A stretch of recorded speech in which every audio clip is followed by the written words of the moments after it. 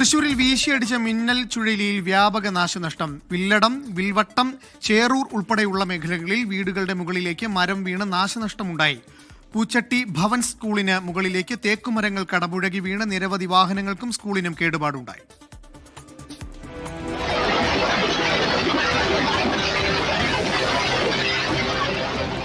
രാവിലെ 8:50ഓടെയാണ് മഴയ്ക്കൊപ്പം ശക്തമായ കാറ്റുമടിച്ചത്.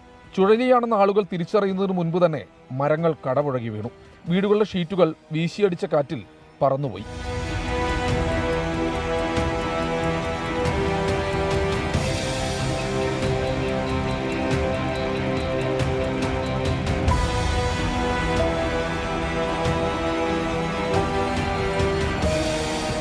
വാതിലും തുറന്ന് മഴ പെയ്യുണ്ടോ നോക്കി. അപ്പോൾ ചെറിയൊരു രീതിയിൽ മഴ, പിന്നെ കാറ്റ് ആഞ്ഞടിക്കുകയാണ് ചെയ്തത്. അപ്പോൾ നമ്മൾ കാറ്റ് നമുക്കിവിടെ ഉണ്ടാവാറുണ്ട്. അപ്പോൾ ഇത്രയും കാറ്റ് നമ്മൾ ഒരിക്കലും പ്രതീക്ഷിച്ചില്ല. അപ്പോൾ പെട്ടെന്ന് തന്നെ വാതിലടച്ചു. പിന്നെ എന്തൊക്കെയോ ഓടിന് മുകളിലേക്ക് വീഴുന്നുണ്ട്. പിന്നെ ഞങ്ങൾ പുറത്തിറങ്ങി നോക്കുമ്പോൾ ഒന്നുമില്ല. വില്ലടം, വിൽവട്ടം, ചേറൂർ, കൊഴുക്കുള്ളി മേഖലകളിലാണ് വ്യാപക നാശനഷ്ടം വിതച്ചത്. പൂച്ചട്ടി ഭവൻ സ്കൂളിന് മുകളിലേക്ക് തേക്കുമരങ്ങളാണ് കടപുഴകി വീണത്.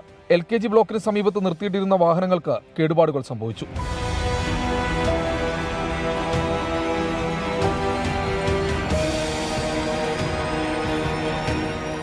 പരപ്പൂക്കര രാപ്പാൾ പള്ളത്ത് കുറുമാലിപ്പുഴയുടെ ബണ്ടിടിഞ്ഞ് താഴ്ന്നു. 2018-ൽ പ്രളയസമയത്ത് ബണ്ടിടിഞ്ഞ് ഇവിടെ പുഴ ഗതിമാറി ഒഴുകിയിരുന്നു. അതേസമയം മറ്റത്തൂരിൽ മണ്ണിടിച്ചിൽ ഭീഷണിയുള്ളതിനാൽ 10ഓളം കുടുംബങ്ങളെ ക്യാമ്പിലേക്ക് മാറ്റിപ്പാർപ്പിച്ചിട്ടുണ്ട്. 24 തൃശൂർ.